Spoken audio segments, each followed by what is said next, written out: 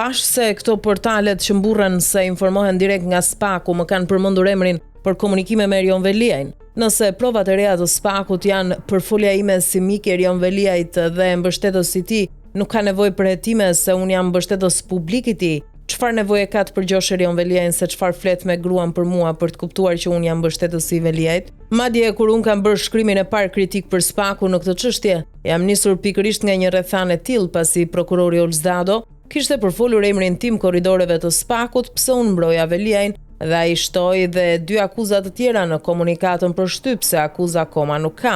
Pra kur e thirrën për ta pyetur i thanë se është person i dyshuar për 2 akuza dhe pas shkrimit tim ja bën 4 akuza. Tani unë jam dakord që Veliaj të dënohet me 100 vite burg, por nuk pranoj të dënohet asnjë ditë burg për shkak se është mik me mua. Raportet e mia me Veliaj nuk kanë të bëjnë me ndonjë leje si rasti i prokurorit të çështjes, por si një gazetar i vjetër politik në këtë vend prej 35 vitesh, kam raportet e mia me gjithë politikanët shqiptar. Madje këtij si kam shkuar dot as në burg pasi më thanë se nuk të lejojnë. Patos Nano si kam pas shkuar në Bënç dhe i pata marrë intervistë. Po të isha gazetari i Kronikës së Zezë, për shembull, siç janë këto vajzat e djemt që dalin çdo natë në televizor, me siguri që do të më përfliste Suel Çela apo Nureddin Dumani si i njohur i tyre. Me siguri do thoshin mos shqetësoni për filanin se e kemi nën kontroll. Njësoj siç shantazhonin oficerët e sigurimit bashkëpunëtorët e tyre.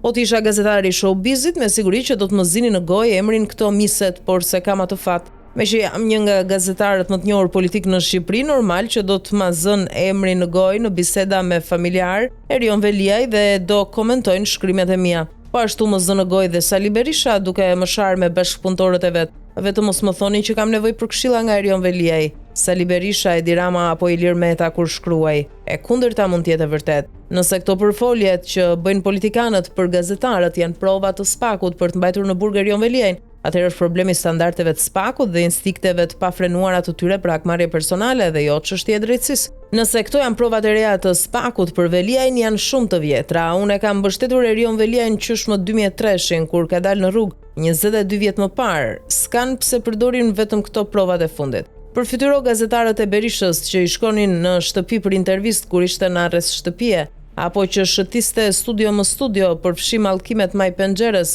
edhe nuk ju quajtëm prova për presion ndaj drejtësisë. Tani e vetmja gjë që kam me SPAK-u në këtë histori është loja e pistë të tyre për të bërë gjyqje popullore. Sapo mbaroi seanca, ata rodhën lajmet të njerëz që i konsiderojnë spion të tyre në media, gjë me të cilën këto portale dhe mburren. E di që thonë se letrat i kanë marrë avokatët e Veliajit, por avokatët e Veliajit nuk ja çojnë letrat Elvi Fundos. Nuk ja çojnë jo se bën si demokrat, por se e konsiderojnë më shumë mik të ministrave socialist që s'kanë raporte të mira me Veliajin, madje edhe të paguar prej tyre se sa si demokrat. Si demokrate një vetëm Edi Rama, nuk jam i sigurt për Berishën. Tani nëse SPAK mendon se mund të bëj gjyq popullor duke shitur dosjet e seancës gjyqësore të spionët e vet, thjesht dekonspiron spionët, nuk është se na prish ndonjë punë ne të tjerëve. Unë jam i kënaqur që mësova që Erionit i pas kanë pëlqyer shkrimet dhe po ashtu që këta të SPAK-ut i pas kanë administruar si prova të reja krimi. Thjesht duhet të kujtoj që liria e shprehjes është e garantuar me një nen në kushtetut dhe nuk është në kompetencë të SPAK-ut. Ata duhet ta fitojnë betejën për drejtësi, jo duke shkelur mbi lirin ton për të shprehur mendimet tona në shtyp, por mbi aftësinë e tyre për të hetuar një çështje kriminale, të nuk ua kompensojmë dot nëse nuk e kanë.